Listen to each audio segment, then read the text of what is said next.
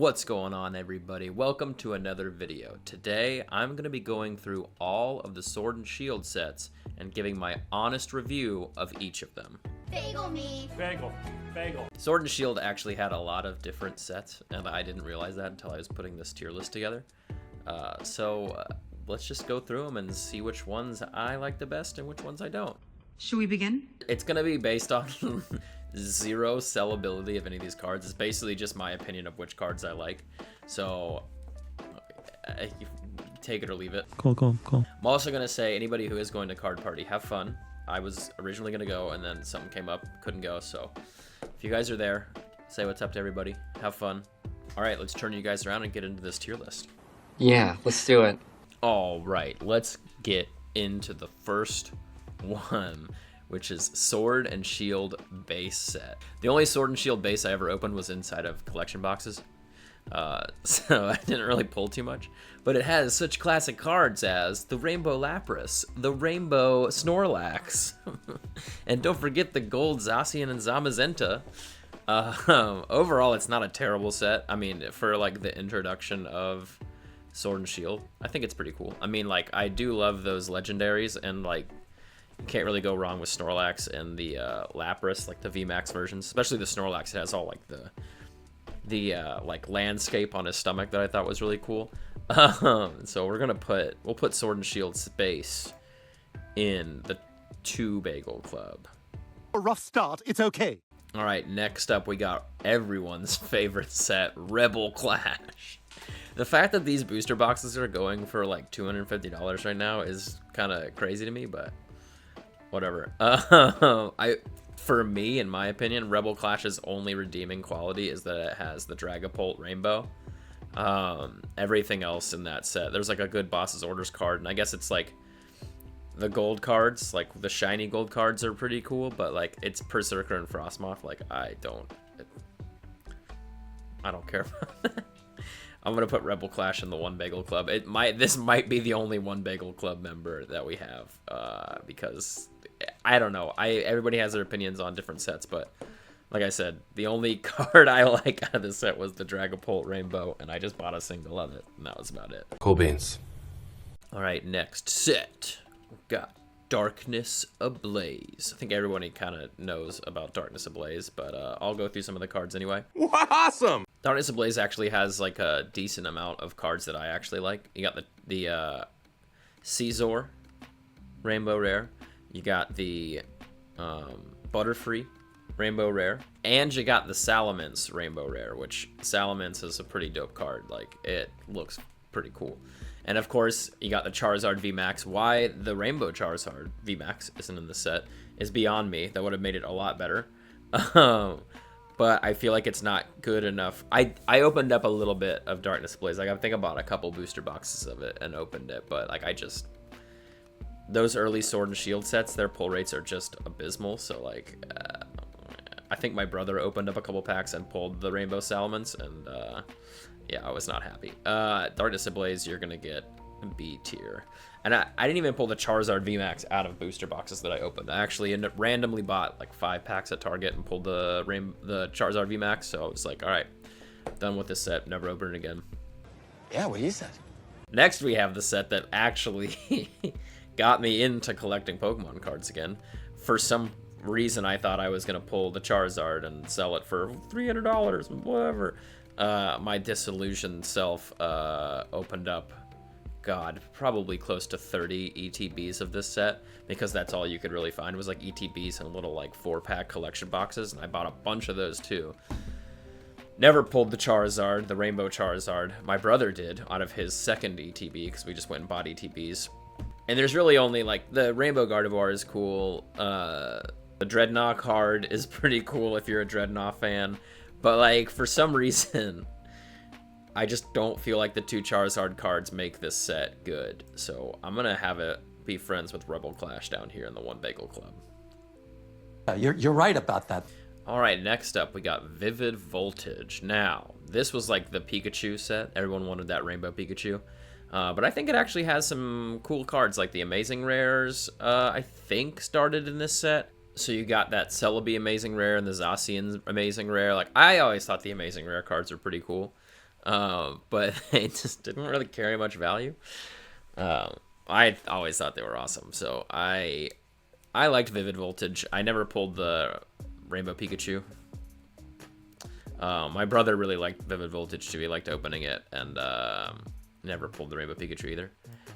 So I'm gonna put Vivid up here in the B tier, or in the 2 Bagel Club, because I don't know. I hope that there's not like a pattern by the end of this where like all the sets without alternate arts get put in the 2 Bagel Club. But hey, man, this is just my opinion about it, so it could happen. Yeah, right? Yeah. Right, yeah. All right, next up we got Shining Fates. I was super pumped about this set when it first came out. I didn't really get to open much of Hidden Fates, so the hype around Shining Fates was like straight up real, dude. I remember going to Walmart and people were camping out waiting for them to just stock the shelves and grab stuff. So I was just like, you know what? I'm gonna just go to a different store and see if there's any there. And I ended up picking up like a couple random little like 3-pack blisters, which I thought was pretty cool. But yeah, I don't know. I never pulled the shiny Charizard, and I still have like a master set going of Shining Fates. And I'm just gonna buy the Charizard because it's not super expensive now. And to finish that master set it'd be kind of cool. It would mean a decent amount, but like as a whole, I don't think that this set is like super strong. There's a ton of baby shinies. It's just hard to get all of the baby shinies in a shiny set without just going and buying singles. There's like there's absolutely no way you can pull all of them. I'm gonna put Shining Fates down here in the 1 Bagel Club because it's like the only thing that, like, some of the Pokemon in here are cool. We got the shiny Lapras, but like for the most part, it was just a bunch of like Sword and Shield Pokemon that you didn't really like, or like that I didn't really like, or think were like that cool. So yeah, it's gonna go down there in the 1 Bagel Club too. It's actually getting a little crowded down in the 1 Bagel Club. I should probably reshuffle this around. Yep. All right, next up is Battle Styles, and I actually enjoyed Battle Styles. I opened up a decent amount of it because I was trying to pull that gold shiny Houndoom, because Houndoom is one of my favorite Pokemon ever. And of course, you know, you can't forget the Urshifu cards, and this was the first set that had alternate arts. The Tyranitar, the Urshifus, the Empoleon, they're all really good, but like honestly, this is before like the alt art hype or any sort of like knowledge of the alternate arts really like was a thing, because it was the very first set that had them. And I honestly just opened it for that Golden Houndoom. I wanted to pull it so badly. But I think, like, you know, as a set, like on a whole, I just really enjoyed it. This might be unpopular opinion, but I'm putting it in the 3 Bagel Club. So suck it. What was that? Come again? Next up, we got Chilling Reign. Now, this is a set that I really didn't open much of just because I was like so heavily invested in like trying to get master sets of other sets. I was like, nah, I don't have time. I don't have the time or the resources to get any of this Chilling Reign. I wish I kind of had opened up a little bit, because there are some really cool alternate art cards in here. Like, they just went alt art mania. Like, the Zeraora is awesome. You got the Galarian Slowking. I mean, obviously the big ones. You got the Blaziken. Like, there's a lot of good cards in this set, but like for some reason I just wasn't super into it, and I just didn't. Still not really that into it. Like, I would like to get some of those alternate art cards, and I have. Like, the Zeraora card I have, so I'm pumped on that. But I don't know, man. Chilling Reign to me is just gonna be a 2 Bagel Club. That's brutal. All right, the next set needs no introduction, but I'm gonna say it anyway. Evolving Skies is probably one of the best sets of any Pokemon card era, I feel like. 100%. It's so good. There's so many good cards in it. Pull rates are terrible, but like the artwork on these cards is so good. Like, I remember like when I heard Evolving Skies was coming out, I was like, no, this is the hype. This is the one. Like, I'm gonna buy so much of this set, and I did, and I opened up all of it, and I have no sealed Evolving Skies at all, which, you know, everybody knows I'm gonna have. This is gonna be the half dozen bagel club, first one in, because it's so good. I say what you want about it, about the hype, but if you guys got a chance to open this set as much as I did, you'd be like, oh yeah, top notch. Pretty good. Next up, we got Celebrations. These packs were, there was only like 4 cards in each one, and there's a bunch of, what do they call them, just like alt rares or whatever, like rare subset rares. You know, there's the remakes of all the Blastoise, Venusaur, Charizard, remakes of a bunch of cards that were like significant, like the you know, Gold Star Umbreon, the Magikarp. It was a fun set to open. I really liked it, and there was product everywhere. But yeah, this was a fun set. I don't know if I could put it in the half dozen bagel club, but I think I could put it in the 3 bagel club because it was fun and I enjoyed it. Hey, that's a pretty, that's true. Next up, we have Fusion Strike. I was never really into Fusion Strike. I was just way too focused on Evolving Skies to even give 2 shits about Fusion Strike. And also, like, I don't understand why the Celebi V is in Fusion Strike when the Celebi V full art is in Chilling Reign. Like, did they just were like, we don't have, there's there's already enough in this, and then they just overload Fusion Strike with alternate arts? Like, whatever. I don't get it. There was that huge thing where a bunch of the cards got stolen, and I was just kind of like, nah, I'm not going to waste my time. I'm not going to waste my money on opening up Fusion Strike.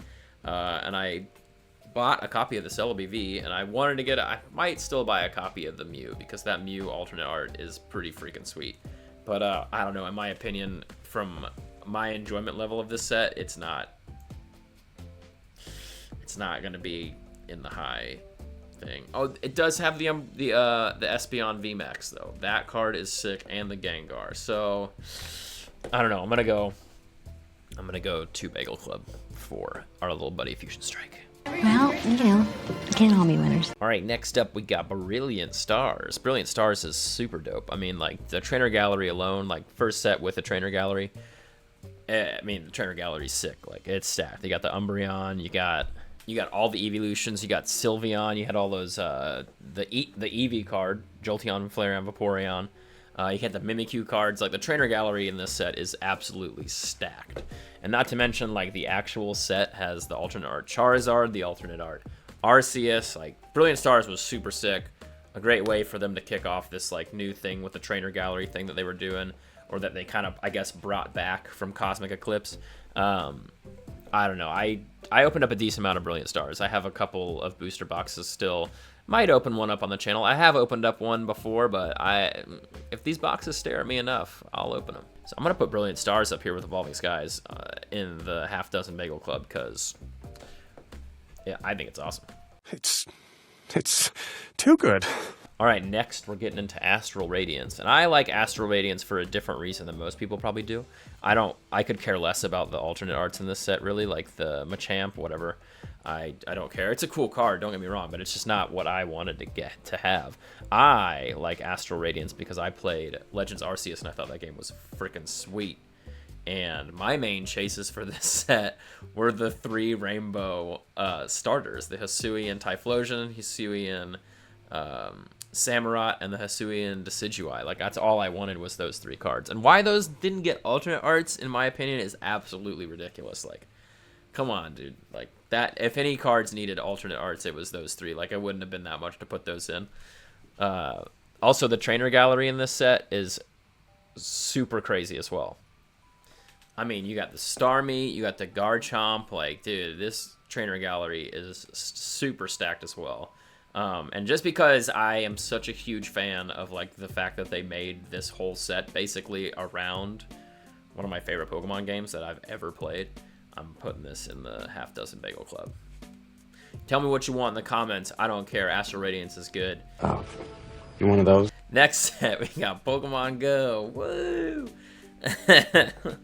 Pokemon Go is a cool idea. I know it was, like, kind of meant to bring the people who played Pokemon Go into the card game. I don't know if it did, but whatever.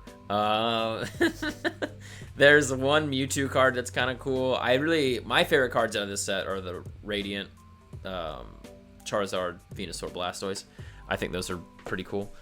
That's basically what I was opening it up for. I kind of was like, I'm gonna make a master set of it because I was coming off the tails of Evolving Skies, where it was at the point where I was like, well, I've already opened up as much as I'm gonna open up with this, and I'm not gonna pay hundreds of dollars for individual cards.